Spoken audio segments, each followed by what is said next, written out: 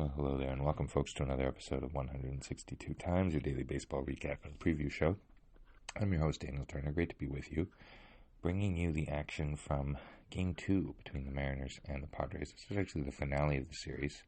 They played 2 down in San Diego earlier this season, which the Mariners won both games. So Padres won 7-3 last night. Mariners were looking to even the 2-game series against their National League rivals and spring training buddies.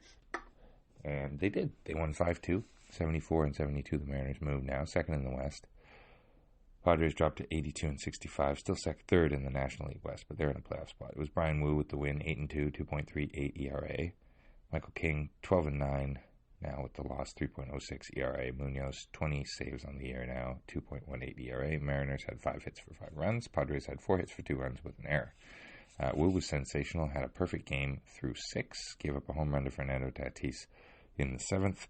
And that was about it. On the pitching side of things, Munoz, 2 Ks for his save, 9 Ks for Mariners pitching on the night.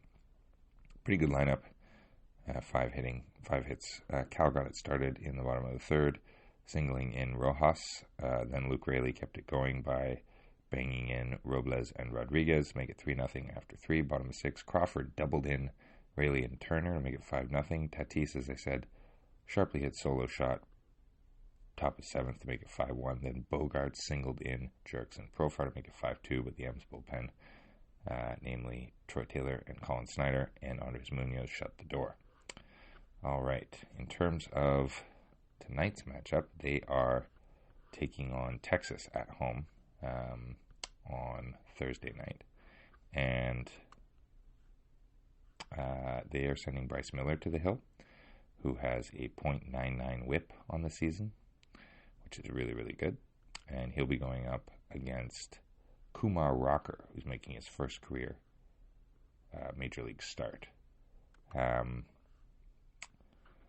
Lineups are out, so the Mariners will be sending Robles in right, Rodriguez in center, Raleigh at catcher, Rosarena in left, Raley at first, Turner at DH, Polanco at second, Crawford at short, and Rojas at third. Whereas the Rangers will be backing up Mr. Rocker with Simeon at second, Smith at short, Langford in left, Garcia at DH, Lowe at first, Young at third, Heim behind the plate, Jankowski in right, and Tavares in center field. Should be a good game. As for the scores on a fairly busy Wednesday night in baseball, well, the Pirates beat the Marlins 3-1. Guardians beat the White Sox 6-4. Mets beat the Blue Jays 6-2. D-backs beat the Rangers 14-4. Tigers handed the Rockies their 92nd loss of the year. Phillies beat the Rays 3-2. Braves lost to the Nationals 5-1. Yankees beat the Royals in 11 innings 4-3. Red Sox beat the Orioles in 10 5-3.